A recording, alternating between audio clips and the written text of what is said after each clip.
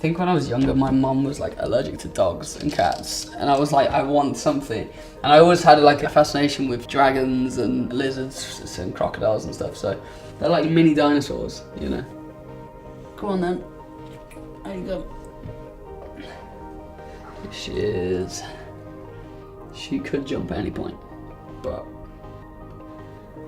Oh! Yeah, that was a headbutt to the window. She didn't see that there. I'm glad you caught that. You alright?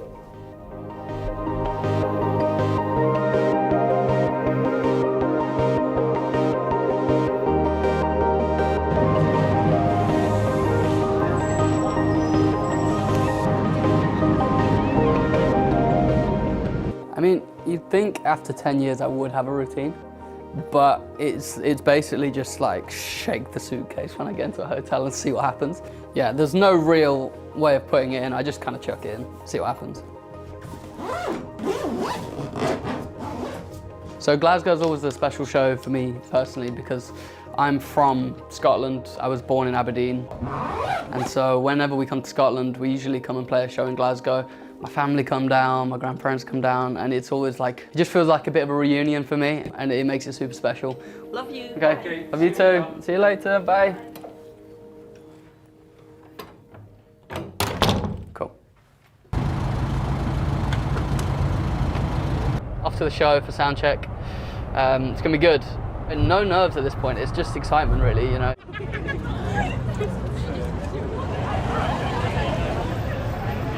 So coming into an empty venue is always really cool because it's like a blank canvas. It's the same as like an artist has, you know, just a canvas that they work from. And you bring in your own stuff and make it your own show. Rebel alert. Come on in. It always feels so different up here because it, I don't know, for me it makes it look like a more of a show when you see it from here, you know. I think the break during COVID has been hard. The anxiety of not being able to tour again or not being able to play a show again. Like, we weren't able to work or earn money for however long. So that's been tough. I don't understand. We were unable to work. He doesn't understand. I went into hospital when I was like 16 and it was because of anxiety. I couldn't breathe. It was like I'd had a panic attack but it didn't go. I was just constantly tight chest for like months after. I didn't really understand. I was embarrassed to be feeling this way, you know. It was one of the things where I felt bad because I felt ungrateful. I'm pretty good at managing now, yeah. I think people need to realise you can talk to people and not be ashamed or embarrassed. So these are all the guitars that we use on this tour. Well, these are mine and Brad's guitars. James's are over the other side. This space is also like completely custom to me. It's obviously a cool like green thing. And then when you click this, the lights come on, which is really sick. It has lizards going all the way up the fretboard, my initials there as well. This has been like 7 years, I think I've had this, and it still looks amazing.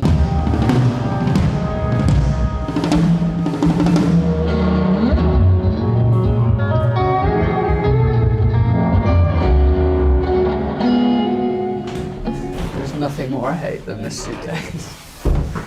It's so bad. Okay. And this is a t-shirt I think I'm gonna wear for tonight. Super sick. I love the little checkerboard pattern. That's all me. So usually it's not actually this empty in here. It's just because I've got here early today, which is a first. Soon this will be full of people partying and dancing. Oh, Lord, let's go. That is good. That. Whoa! Oh my God. It's coming home. It's coming home. Come on! Each member's drink of choice is Brad and James will go G&T.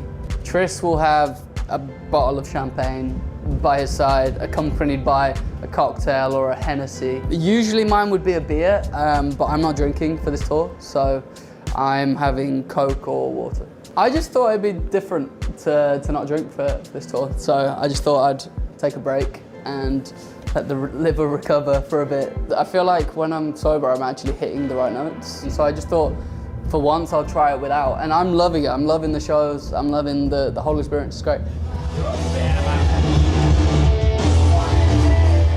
The tour has been amazing up until this point. It's literally been incredible. I think For us, not playing a show in 2 years, that's been a massive factor in the fact that when we go out, we literally are giving 300% every show.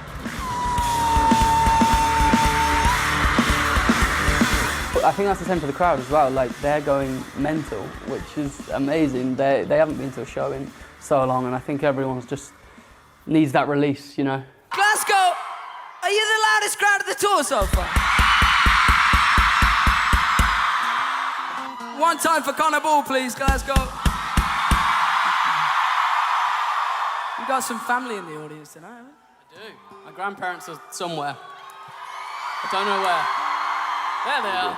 Do it and we do it and we do it again. Wake up, morning with the sunlight in my eyes. I hope that the people that came to the show felt the same way as we did. It's almost like a weight off your shoulders that you've been able to get out of you. Ooh, oh, oh, tonight.